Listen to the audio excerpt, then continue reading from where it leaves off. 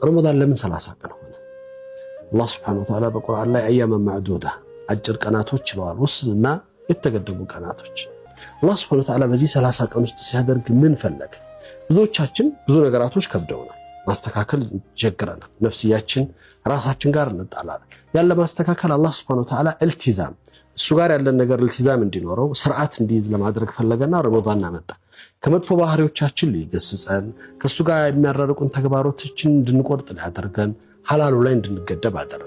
የምንወደው የተፈቀደልን የሚጣፍጡን ደስ ብሎን የምንጠቀማቸው ሐላል ነገሮች ውሃው፣ እንጀራው፣ ሌሎች ሁሉ ነገራቶች የምንበላቸውን ሁሉ በእኛ ላይ እርም ሊሆናሉ ለ30 ቀን። እነሱን ጾመኛ ሆነን ላነካቸው ላንቀርባቸው የምንወዳቸውን ነገርና ሐላል የሆነውን ነገር ነው ምንተው።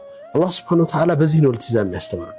ሐላል የሆነላችሁን ውሃውን እንጀራውን ትታችሁ ሐራም የሆነውን እና ክልክሉን ነገር እንዴት ትደፍሩታላችሁ? እንዴትስ ትገቡበታላችሁ ነው።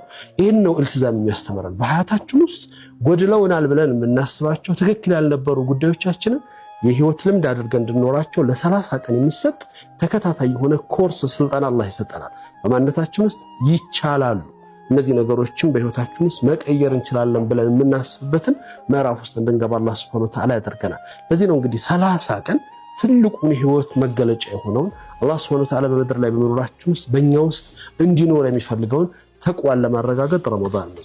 ረመዳን ዓላማው ለአለኩም ተተቁን ነው። በተለያየ መልኩ የምንዘጋጅባቸው ዝግጅቶች እንዳሉ ተቅዋ ግን የሁሉ ነገር መፍትሄና ቁልፍ ነው የመጣው ነው። እሱን ማሰብ ይፈልጋል የሚል ነው መልእክቴ። አላህ Subhanahu Wa Ta'ala ተቅዋቸውን ከሚያገኙበት አላህ ያድርገን።